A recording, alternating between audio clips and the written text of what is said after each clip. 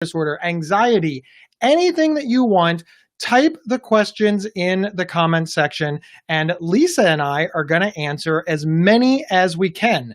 That's really the gimmick. It's not it's not really a gimmick. it's not complicated, right?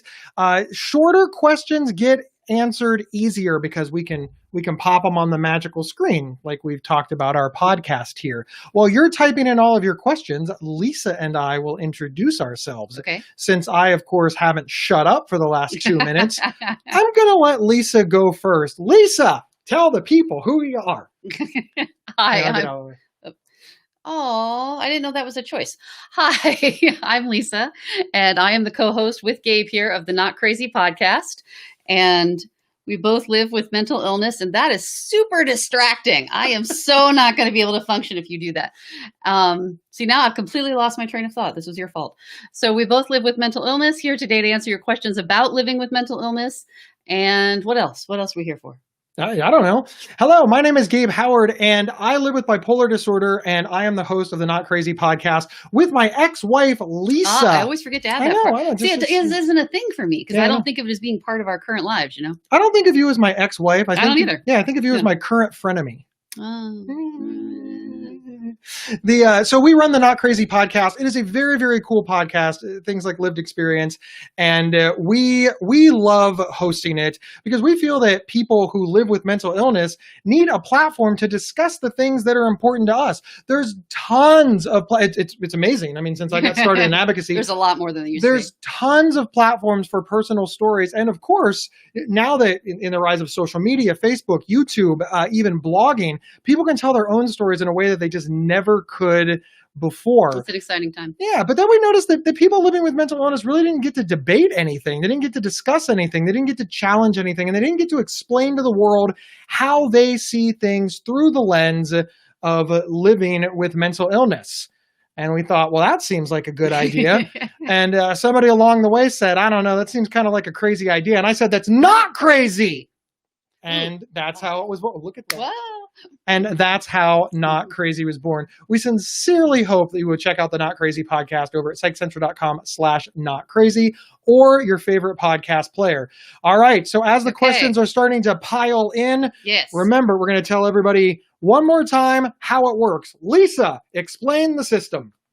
Okay. The system is not that complicated. You're going to write your questions in the chat, and we will answer as many as we can. Comments. Sorry. I'm sorry because I said, write your questions in the comments. This is why he's in charge of saying these things. You're going to write your questions in the comments, and we will answer as many as we can. And once again, shorter questions are more likely to get answered.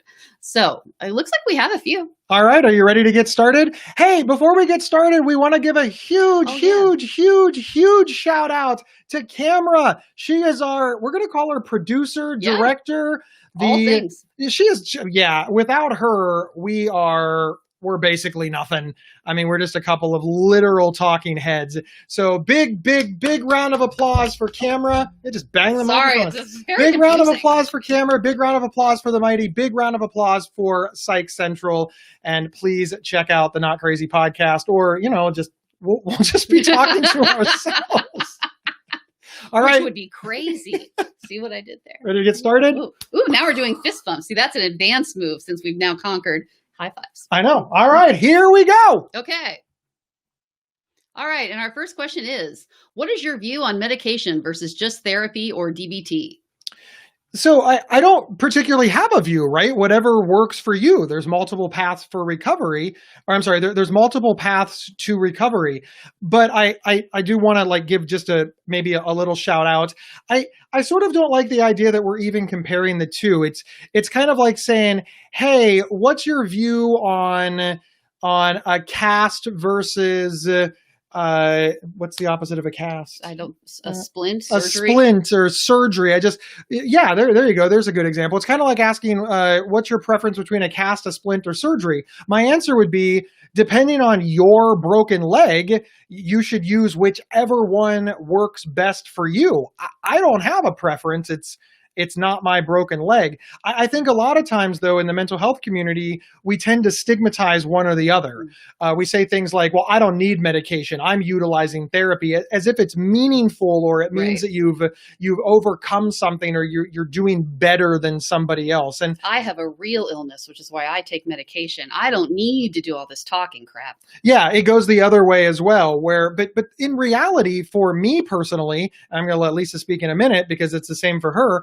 For me personally, I need multiple things. I need medication, I need one-on-one therapy, and I need support groups.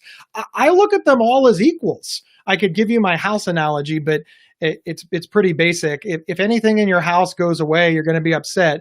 Nobody's going to be happy if their electric gets turned off. They're not going to be like, well, I still have plumbing and a roof. No, whatever you're missing, you're going to be upset with. Have everything. Why can't we have it all? We need to get to recovery in whatever way is possible. No path is better than any other path as long as you get there. Lisa, say some words. I would say that the reason why they have this differentiation is because, of course, you're probably going to go to different providers for the two things. You're probably not going to get your drugs from the same place that you get your therapy or your DPT. And so that, I think that's what causes a lot of the separation of the two, that you actually have to, and sometimes you might even have to go to whole different practices. You might not even go to the same building. So I think that's what causes the differentiation, but there's no reason why you can't combine these things. Yeah, I really wish that it was everything in the same building, right? I mean, just why are we separating them out? If your psychiatry, psychology, therapy, groups, et cetera, could all be housed under one roof, I think that people would get better care. Yeah. Especially when you consider, some folks need help with career. Occupational therapy. Occupational therapy, and help getting back a career, help getting back into the workforce, and on and on and on and on and on. I think it's very, very valuable to consider that all are good. All right, ready for the next question? Yes. Ready for the next question. All right. And Trisha Heath says, I get extreme anxiety every night around the same time. Not sure why. Any ideas why this would happen at the ends of, probably when to go the ends of the day? I made the text bigger for you. Oh, see, that's why I was squinting. I couldn't see that far. You poor thing. Bifocals only do so much. So I have, as somebody who lives with an anxiety disorder, I have a couple of theories on this. And the first one is it's not necessarily the end of the day. It's what happens at the end of the day. The end of the day is when things get quiet.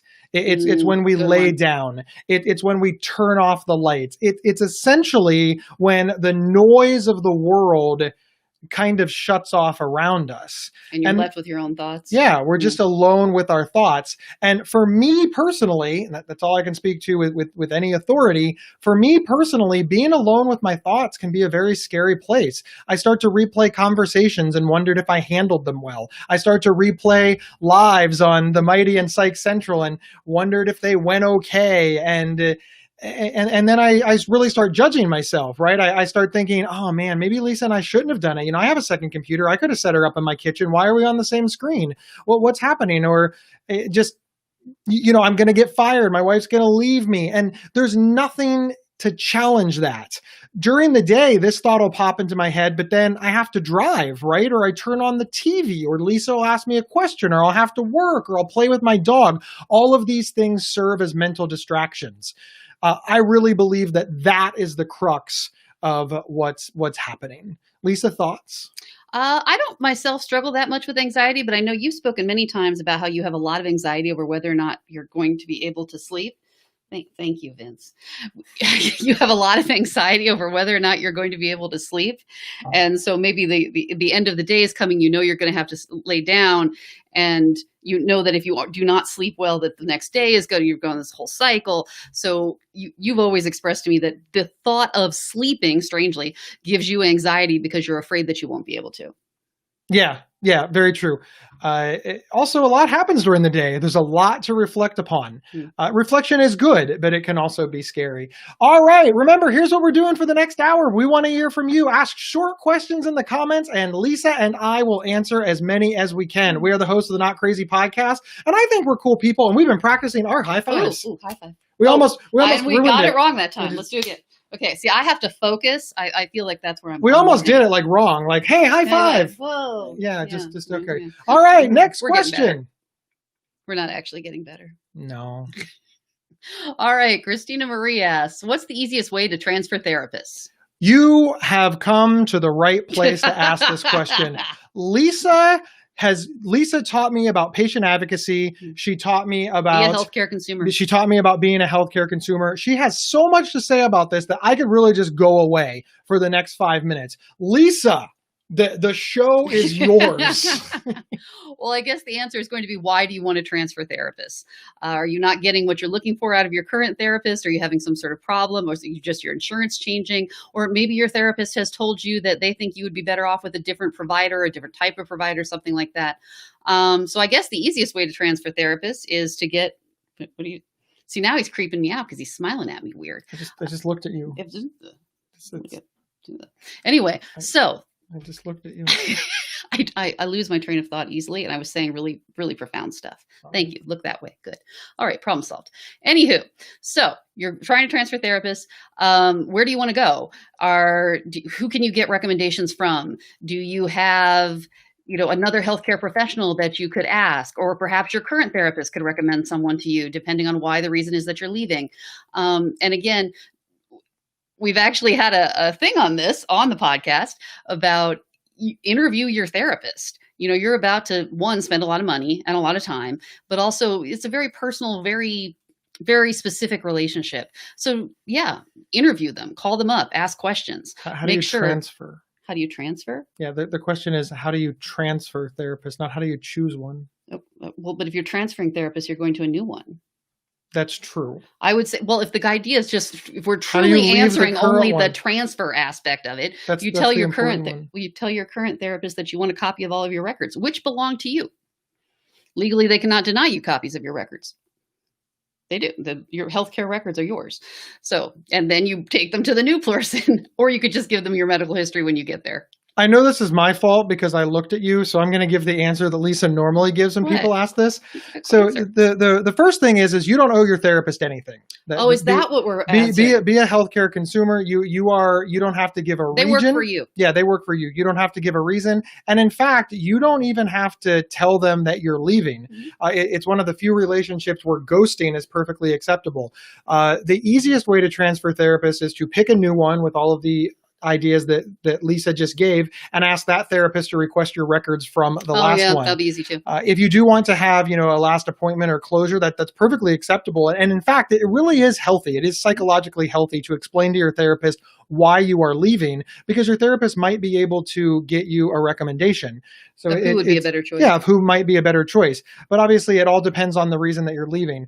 You had said that you are moving to a different state. What I would do is wait until you got to the different state, pick a new therapist based on the criteria and methods that Lisa laid out, and then have that practice contact your previous practice and request your records. You can also, again, if you know you're moving, you can tell your therapist that you are moving and that you would like your records, and you can take them and give them to the next person. They do have to give you your records. It's all up to you whether or not you want to see them, and there's so much writing on whether or not that's a good idea, whether it's mentally healthy, whether it's psychologically healthy, and everybody's going to land in a different place. For me personally, I don't want to see my records. I'd rather they transfer practice to practice. I believe that there's shorthand in there that by doctors that I would just obsess over and that it would hurt my therapy. Lisa, on the other hand, she wants everything. It's mine. And yeah, neither one of us are wrong. Well, and also in terms of transferring therapists, as you said, it's perfectly acceptable to ghost your current therapist. Remember, they work for you, and they're not going to be upset about this. Obviously, they lose patients all the time for a variety of reasons. So they are not going to be worried about this, and they'll be quite used to it. Absolutely. All right. You ready for the next question? Next question. All right. Okay. I had to report someone for sexual harassment at work. They switched my shift, but I'm still so anxious about returning. Any advice? Lisa, do you have thoughts on this? Well, I think the real question is it isn't so much what it is that you're anxious about something. And so the question is how to deal with anxiety. So I don't know that how you deal with anxiety really matters so much about what the reason behind the anxiety is. Well, I'm gonna give a little bit of twist on that. I kind of disagree. I think when you have a specific thing, that makes anxiety. This is a very bad choice of words. Remember, we're just talking this out between us. But if I have anxiety about a snake that is in my room, Mhm. that is different than if I just have free floating anxiety. And the reason that I say that is because I'm anxious about the snake. That serves a biological need. It protects me from getting bit by the snake or accidentally harming the snake, or it lets me get help for the snake situation. And of course, once the snake is removed and safely out of my room, I'm safe, the snake is safe, I can begin to de-escalate.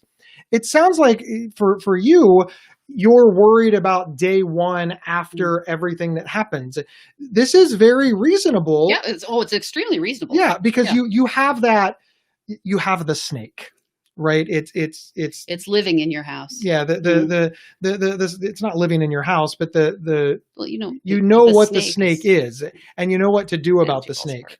And I think that has a lot of value because now you can start to do stuff about it. For example, in my analogy, if there really was a snake in my room, I would call somebody who understood snakes and ask them to get the snake out of my room, and et cetera.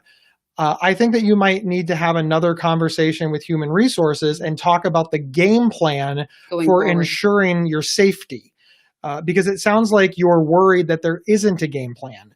You're worried that you'll see this person in the hall, or that maybe it wasn't handled correctly, or there'll be retribution.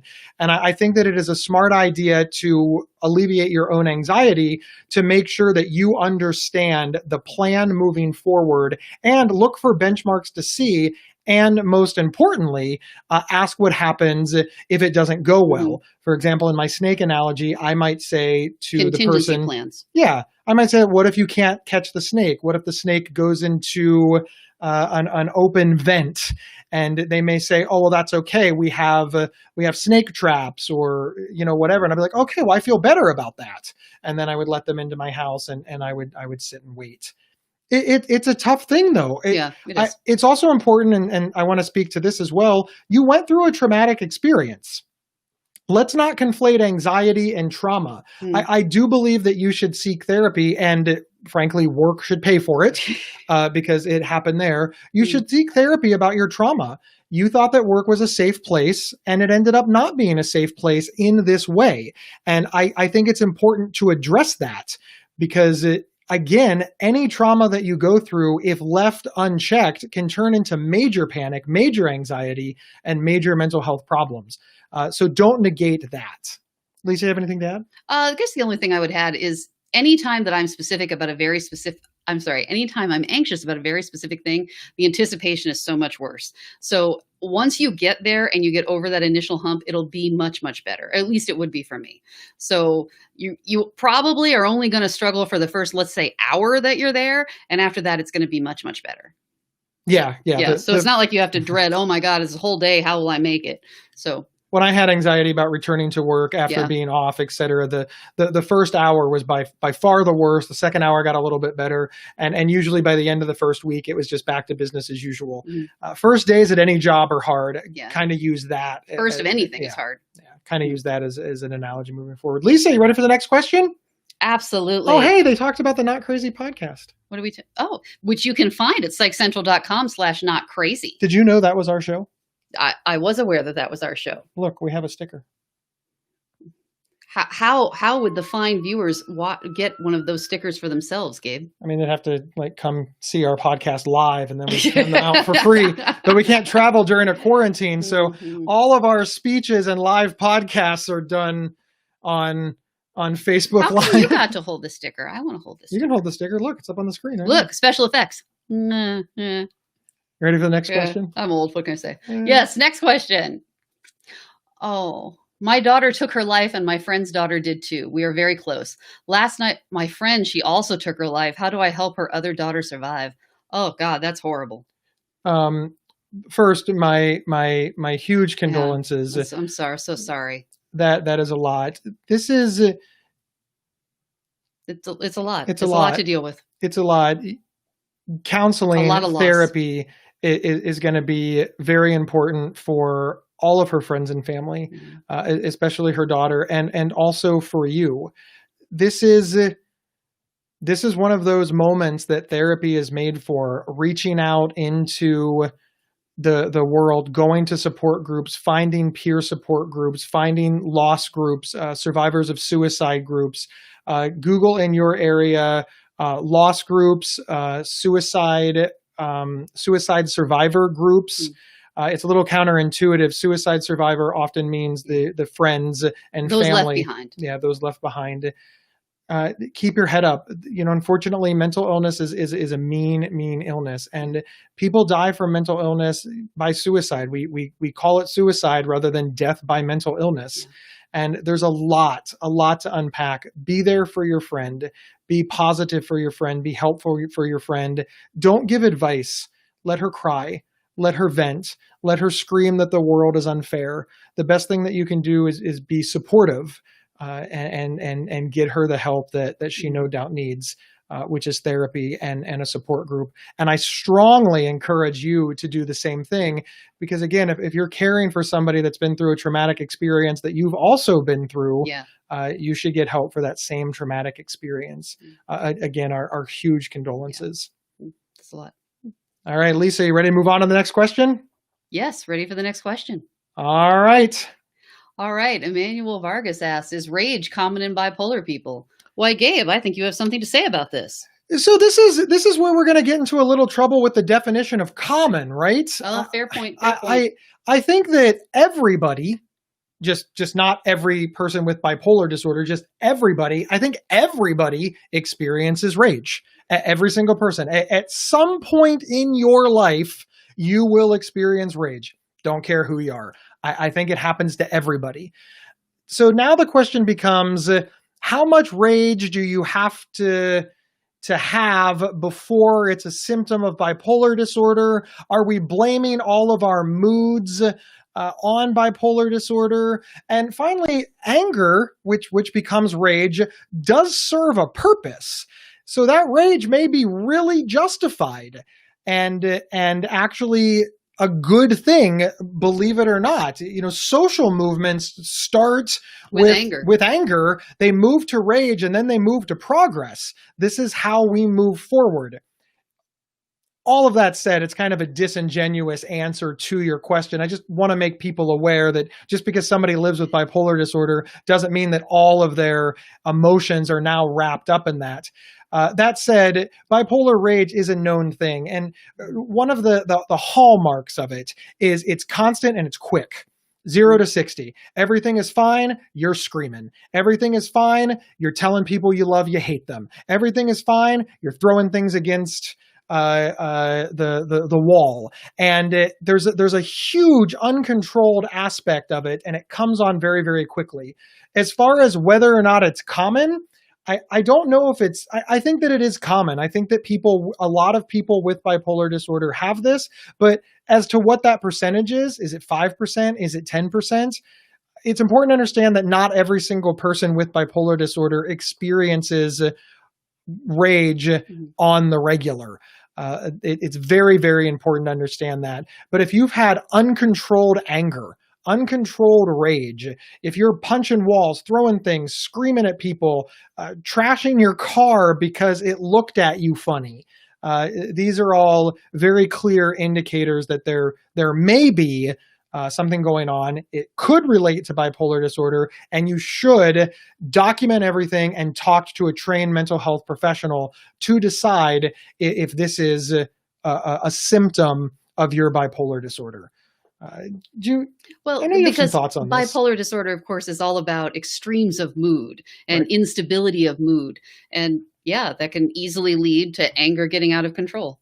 So I would not know if it's common, but I've known many people with bipolar disorder who do experience it. So myself included. Yeah, you included. I experienced rage. We documented it. We went to my therapist, and my therapist was like, "Okay, you're screaming and yelling at people for no reason. Why are you angry?" And it really came down to, I don't know.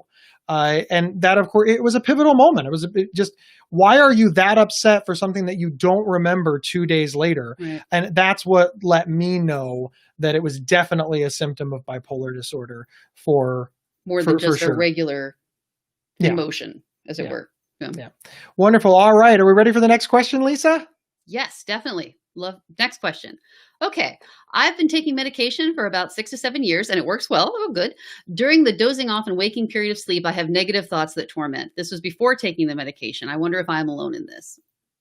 Lisa, do you want to? You've had you're I have a sleep disorder. yeah, you have narcolepsy. I do. You know an awful lot about sleep, and I do. arguably, as I am a mental health advocate, you are basically a sleep advocate as much as you believe Get in your sleep sleep. disorder to change. Yeah. It just changes your whole world. It's amazing. What are your thoughts on this question? And I know that it's partially a sleep question, it's partially a medication side effect question, and you understand both very well.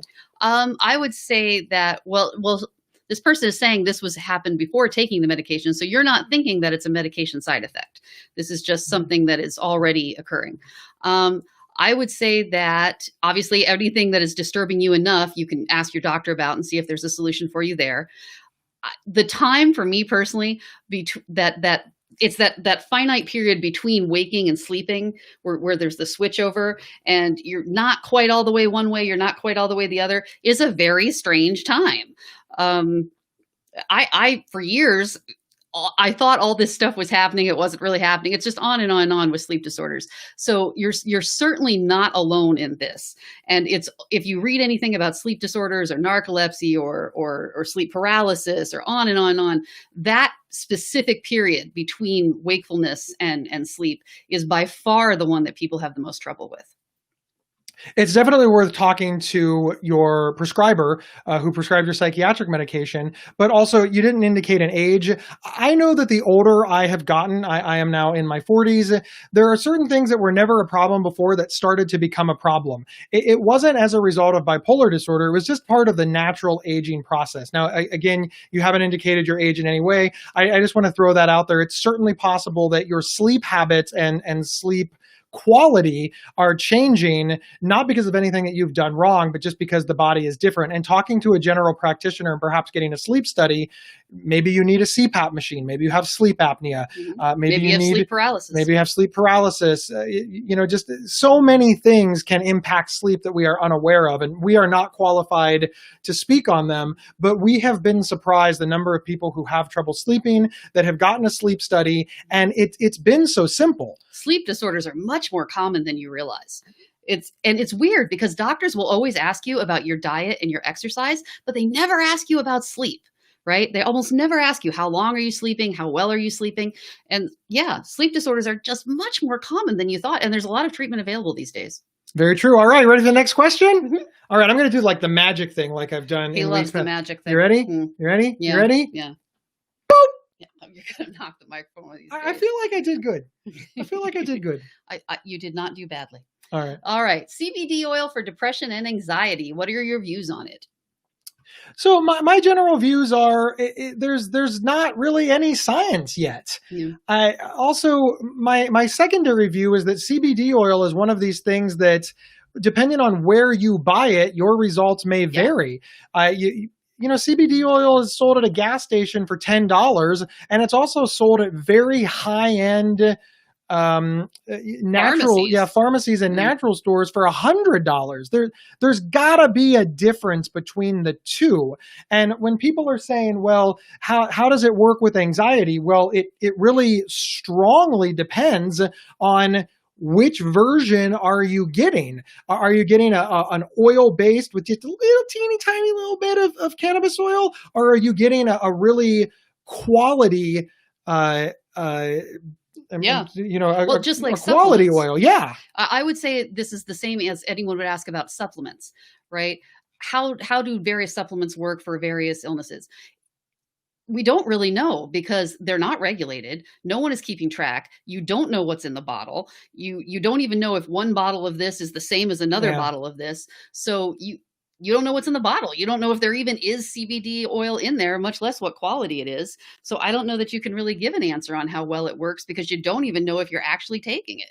all of that said, there are studies and when We're scientists getting some studies. yeah, and when scientists do studies, they make sure that it's this everything. The capsules are exactly the same from beginning to end. They have the control groups and on and on and on. And there have been some studies out there that are doing okay in peer review. Again, very very new that shows that it could possibly have some effect on anxiety. Not so much on bipolar, not so much on depression, but there does seem to be some science mounting that the right dosage at the right time in the right quantities, etc., could potentially help with anxiety. And I think that's very It's a exciting. very interesting area of Yeah. research. I'm interested to see where it goes. And the research is absolutely ongoing. I just want to stress, right now, if you have an anxiety disorder and you go to the gas station and you buy a bottle of CBD pills for $10,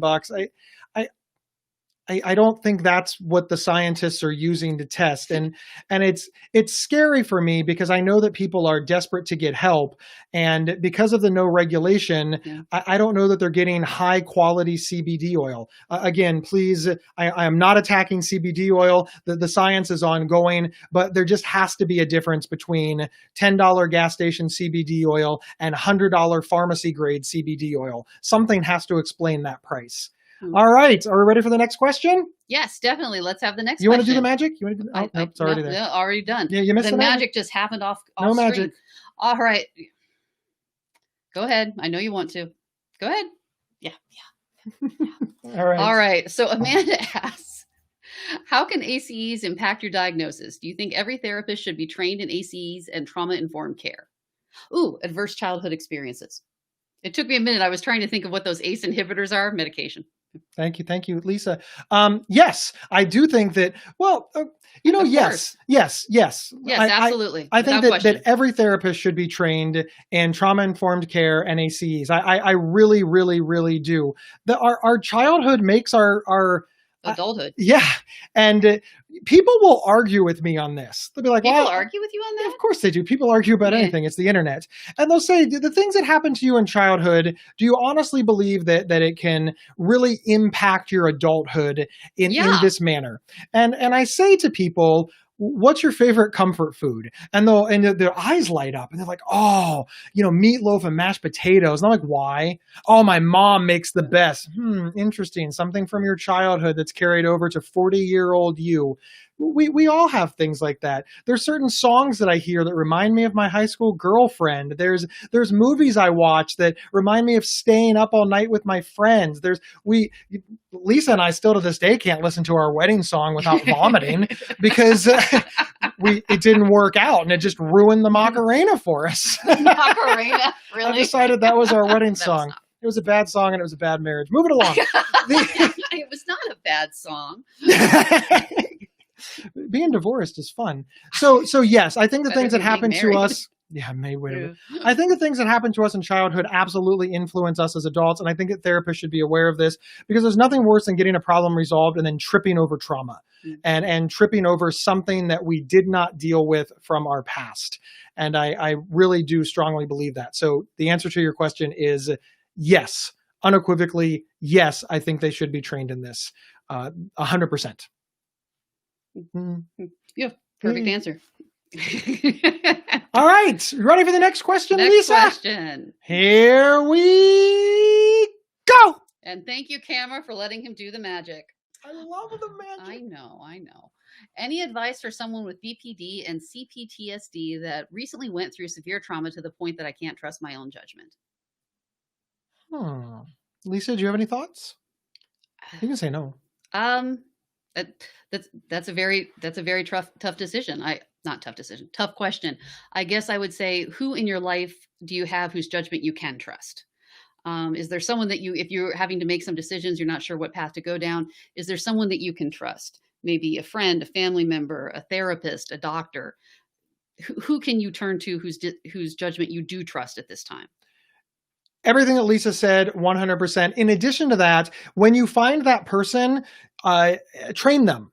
I'm Good very point. fond of saying that the worst time to have a fire drill is when the house is on fire. Mm. But for some reason in mental health and in mental illness, we always wait until something's going wrong and then we start saying, "Help me, is that real? What do you see? Can you do?" And the person is confused. They don't know what you're asking. They might not be ready. They don't know how to respond. They're too worried to respond in Yeah. a way that's helpful. They're worried about you because not only do they not know what to do, they don't know what you want because you've never talked about it.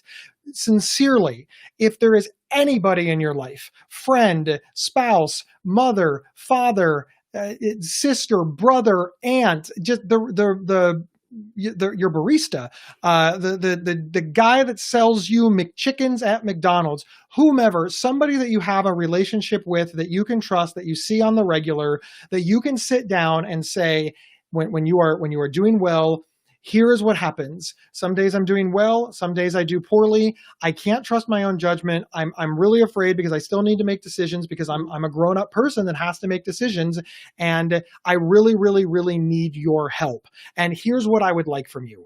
And then remember, whatever agreements you make, you got to hold to it. Yeah. It's don't get in a fight with the person that you asked for help. So often I talk to my friends whom I love, and they get mad at me, and I'm like, why the hell did you ask? I was just sitting here minding my own business, and you started asking me questions. So it's very important that when you make this deal, because you're making an agreement with people, that you hold up your end as well. And if you find them being very, very helpful, thank them. Make them dinner, buy them a little present. Just, take them to dinner, buy them a latte or a cup of coffee. Acknowledge their help. These small little things make a really, really big difference. And then finally, therapy. Therapy is how you will get your confidence back. I said finally therapy, but actually there's one more finally. Reward yourself. Reward yourself when you do the pro and con list, when you go to therapy, when you talk to your friend and you make the decision, when you do the right thing and you own that decision for better, for worse, and you move forward, pat yourself on the back. And don't spend any time acknowledging your failures except to learn from them. Failing is not proof that you are bad at anything. You're practicing. Yeah. I'm a huge hockey fan. The Stanley Cup champions will lose 25% of their games every year to literally be the best in the world.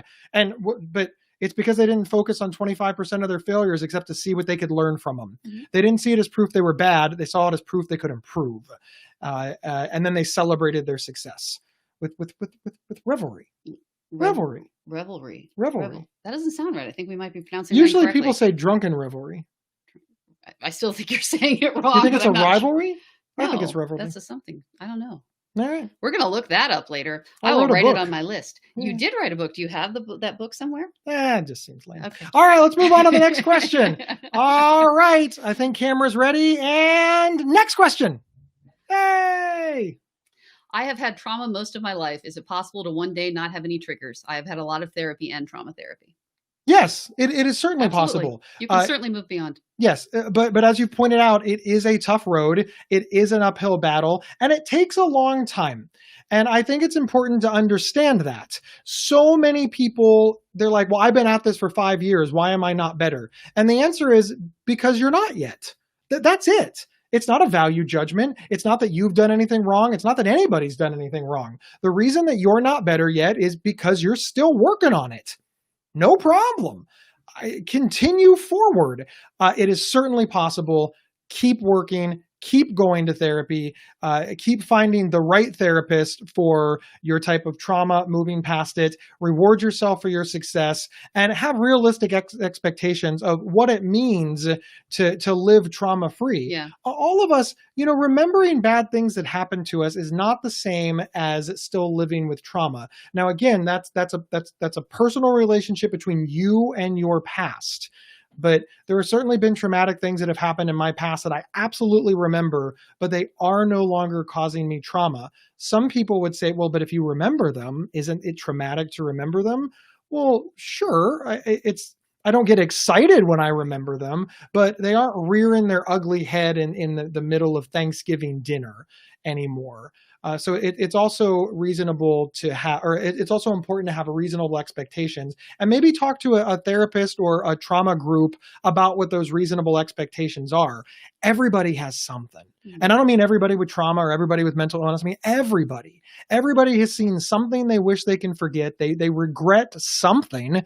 Everybody carries just a little bit of an internal, hey, I wish that hadn't have happened to me. Remembering that is it's part of the human experience. It's not proof that you're not healed. Understanding that for yourself is also part of the recovery journey. Lisa? Well, I would just like to say that it's not all or none. It's not, oh, I'm going to be just as bad as I am right now, or someday I will be completely trigger free. There's all sorts of shades of gray in the middle. And just because many people do make it, well, I shouldn't say it that way. Many people do become, yes, but even if you don't, that doesn't mean you can't be better than you are now. Even if you continue to have those triggers for the rest of your life, that doesn't mean they're always going to affect you the same way and it's always going to be this bad. So just because you don't get to 100 doesn't mean you can't have drastic improvement. Everything that Lisa said was awesome. All right. He's so complimentary now that we're divorced. Yeah. Where is that? I mean, I have long breaks from you. So that helps a lot. We are the hosts of the Not Crazy podcast at psychcentral.com/notcrazy or your favorite podcast players. Yes, we used to be married. It did not work out. Nobody knows why. That's not accurate. Many people, I know why. Yeah, I know why too. Yeah. It is not. No, not a mystery. All right. Ready for the next question? Yes. I'm All ready right. for the next Here question. we go. And boop. All right. I have been seeing a psychologist. All he does is medication management and talk a few minutes. Possible to find one who do therapy and manage the RX I take? It is possible, highly unlikely. And if you do, they're going to be extraordinarily expensive. I could talk for hours on the reality of the mental health system, even for people with money and insurance, but it's bleak and I want to stay positive. In general, in America, psychiatrists manage your medication and therapists do talk therapy. One of the best that is common is if your therapist and psychiatrist work in the same office. Or at least have a relationship with each other and are willing to communicate about your care. Yeah, that's. But it is possible. There are Fraser Cranes in the world who absolutely do talk therapy and med management. They are very rare. They usually don't take insurance, and they cost hundreds upon hundreds of dollars per hour. They do exist. But it's extraordinarily uncommon. I personally don't. I don't know that I personally feel like that would be all that valuable to me. I mean, because I feel like, my psychiatrist is an expert in medication and my therapist is an expert in therapy. And these are two completely different skills. So I'm actually not disturbed by having two separate people handle these things, because I feel like it's kind of the same way that you would have, I don't know, what are some examples? Like I have a gynecologist and a dermatologist, because they both have this narrow range of knowledge, of this extremely deep knowledge of a very specific subject. And I don't know that it's reasonable to think that someone would have this deep knowledge of two things. So now, again, you want them to communicate with each other. And even if they're not in the same practice. Coordination of care. Yeah, coordination of care. Yeah. Even if they're not in the same practice, you could speak to them about that and see if you can get that to be happening. All right, Lisa, you ready for the next question? Mm-hmm. All right, and here we go. Hey! All right, Dan Tarbuck asks, how do you cope with the memory issues caused by medication? Ugh. I forget. Oh, come on. That was worth something. Yeah. Lisa and I both have this particular... Yeah. Lisa and I both have this particular symptom. It's very upsetting. It does bother Lisa more than it bothers me. So this is actually, you've actually come to the very perfect place to ask this question. Lisa is the note queen. May I? Yeah. As you can see, Lisa, right, who is on the show live. I mean, we are live. I can't remember. I can't remember what I was thinking in my mind and what I was going to say in between the time when he starts talking and when he stops. And to be fair, your defense, to be fair, that's a long time. I have taken, that is true. I've taken medication for a very long time now. So, almost 20 years now. So can I really nail that down as a med side effect? I feel like I can. I feel like it has come and gone with different medications over the years, and I didn't always have this. And it is extremely frustrating. And the thing that was the most frustrating about it is because it was the change, because you could always rely on your memory to be a certain way, and now you can't. And so that would actually cause me so many more problems because I not resisted, but I didn't take notes because what for? I'd never needed to take notes before. I'd never needed to write this stuff down before. I just always remembered it. So it took me a really long time to get in the habit of writing notes. And so now I have 1,000 of these pieces of paper all over the place. In terms of how do you cope with it, the way I cope with it is copious amounts of note taking. And that has been extremely helpful to me. There's a lot of apps and things that you can do on your phone. I personally just prefer paper and pencil. I always have a pen in my purse. I always have a piece of paper in my pocket. And that is how I cope with it. That has been by far the most helpful to me. I let Lisa go first to make my answer maximum funny. I hired Lisa to remind me to do things. That's exactly what I did. I'm starting to regret that decision. Two things. One, I don't think it's as bad of a side effect for you as it is for me, and you are not as disturbed by it. I am not. It bothers me a lot. I do the same thing as Lisa. I do it differently. Lisa, she's analog. I love the apps on my phone. If it's not on my calendar, I don't do it. I want to address another thing. When I was younger, I was in sales. And if I met you one time, if I just walked up, hi, what's your name? Lisa. That's it. Yeah. I knew Lisa forever. As I got older, whether it's because of the medicine, whether it's because of the aging process, or realistically some combination of both, Lisa would introduce herself and I'd forget who she was 5 minutes later. And in fact, I have such a problem with that. I love places where people wear name tags. And in some cases, I would forget. I would forget her face even. Yeah. Hopefully in a perfect world, I still recognize that at least I met her and I can, oh, hey, how are you doing? Oh, it's good to see you, buddy. I used to be the king of that. But then I realized that this is a little bit disingenuous. Why don't I just be honest? Yeah. And now when I meet people, I would say, oh, have we met before? And that person would say, yes, we met X time. And I say, oh, thank you so much for reminding me. I meet a lot of people. I'm really, thank you. Or I'd say, I know we've met before, but I apologize. I forgot your name. And that person will give me their name. I have gotten no bad from this. If you want to run the tricks, there's a million tricks I can give you. I do work with Lisa. Lisa does handle a lot of my appearances and things like that. And if I don't recognize somebody, Lisa will say, hi, my name is Lisa. And she'll just interject herself right in the conversation. That's the best one. If you're talking to someone and you're not sure of their name, see if you can get someone else to come up and introduce themselves. Yeah, and then that person will give you the name. But ultimately, I have found that just seriously, how there's radical acceptance as a DBT skill. I believe in radically accepting that my memory is not what it used to be, and radical honesty, and just telling people that I'm sorry, I cannot place you right now. And some people think, well, doesn't this make you bad? No, I don't think it makes you bad at all. I've got a million stories that I can tell. I gotta kill that habit. I always say I got a million stories I can tell, and then you I do tell in one fact story. have a million stories you could tell. I do, but it's a lame verbal tick. Oh, I say absolutely a lot. My favorite people in the whole world are people that say I don't know, because when you say I don't know, you tell me that I can trust you, that you have considered my question, and that you value giving the correct answer. When somebody knows everything, I don't think they're extra smart. I think they're lying. Yeah. I really, really do. And it shows a lack of respect. Because they're not willing to just be honest. And especially in deeper concepts or newer things, when we talk about COVID, the doctors that I have the most respect for are the doctors that say, we don't know and we won't know for years. And I think, okay, that is an honest answer, because that's reality. It's not magic. We're not going to know instantly. Nothing works that way. We're still learning things from the 1918 epidemic, and it's 100 years old. That's just how science works. So when somebody says, I don't know the answer yet, I think, okay, you really value giving me an honest answer. I believe that when I tell somebody, I'm sorry, I meet a lot of people and I don't remember your name, that has a lot of value. Or when I tell people, I'm sorry, I forgot to do that, that has a lot of value. I hope that all of those suggestions help. The hardest one for me was forgetting people's names. The hardest ones for Lisa is is missing deadlines. We both have very unique ways of handling each one, but they largely involve being honest and taking a lot of notes. Somebody wrote, it was Shailene Markey. I hope I got your name right. She said, note-taking mini recorder or recording app. And she also said that we're very relatable. Thank you very, very much. Oh, see, I'm trying to read the screen from far away, and I thought it said it's very reliable. And I thought, I wonder which app she's using that's the most reliable.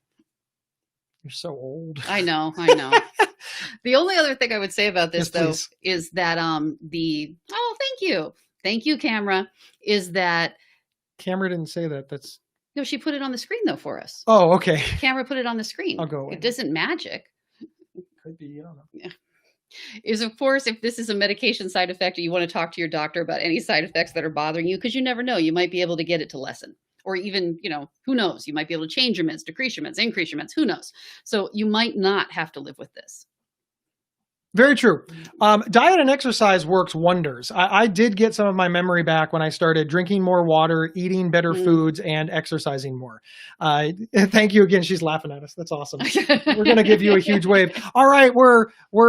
Yes, we say, see, exactly. I think that I don't know is one of the most powerful phrases in the English language. I love it when people tell me things that I don't know, because it instantly triggers this I get to learn something. There is nothing worse in the world than being told, usually in long dramatic fashion, something that you already know. I recognize this. I don't know what that's like. Yeah. This is why we're divorced. All right. Are you ready for, we're running out of time. Okay, so let's do, all right. We're going to do the speed round. I'm ready? Mm-hmm. Go. All right. Catherine says, are there therapists that also do medication management? No. What? I mean, unless there's people who do medication management that also do therapy, but a therapist can't do medication management. Oh, I see what you're saying. Okay. I didn't read the question that way. Yes. So if you look at it that way, if they are a therapist, I believe in all 50 states that there's no psychologist, therapist, LISW, licensed social worker that can prescribe. So you'd need a medical doctor that can prescribe that is also doing therapy. I suppose that might be a semantics argument, but I feel strongly that if somebody is a therapist, they are not able to prescribe. Like they're literally not able to prescribe. They legally are not able to prescribe. Yeah, they would have to be a doctor that is also practicing therapy. All right, next question. Are you ready? Mm-hmm. Okay. All right, Andy Reid asks, why do you think disabled people aren't getting hired? Man, I have bipolar 2 and haven't been given a fair chance. Yeah. This is early on after I was diagnosed, I was fired from my job, and there was no reason for this. It was a direct result of the bipolar. And it was traumatizing. It was scary. My health insurance was wrapped up in that, and I was sick. It was also frankly, just unfair. It was just a kick in the knees. You're already down. Yeah. And it was absolutely devastating and difficult to come back from. But I was able to come back from it and find a place to hire me that understood. And it did take some time. To find your niche. Yeah. To answer the first question, I don't know why. It is illegal. It is unfair. It's disingenuous. And frankly, it's just kind of a stupid thing to do. And it's kind of a bummer. It's kind of a bummer that they would behave this way, because they're missing out on excellent employees. And a lot of businesses and a lot of business owners have realized this. And there are places that are hiring. If you are anything like me, after I got fired, I wanted the same or better job than I lost. And unfortunately, that was unreasonable. I did have to settle for less money. I had to settle for a less prestigious job. I did have to build back up. That is wholly unfair. It is very, very unfair. But I found out that I was just very miserable comparing my current situation to my previous situation. And as much as I didn't want to let it go, and as much as I wanted people to constantly tell me that I deserved to be angry and that it was okay that that I should not move on and that I should stay in this spot, it wasn't serving me. Please keep looking. Please keep looking for a job. If you live in a big city, pull up. It's not occupational therapy. It's vocational therapy. Yeah. Vocational rehab is what Yeah, I'm thinking of. vocational rehab. Call up the unemployment office and ask for Voc Rehab. It could be the Department of Jobs and Family Services. It's called something different in every state. In our state, it's called the Ohio Department of Jobs and Family Services. Tell them that you want to get back to work and you are disabled and you need Voc Rehab. You need vocational rehab. They will refer you someplace, and that referral can help you get a job.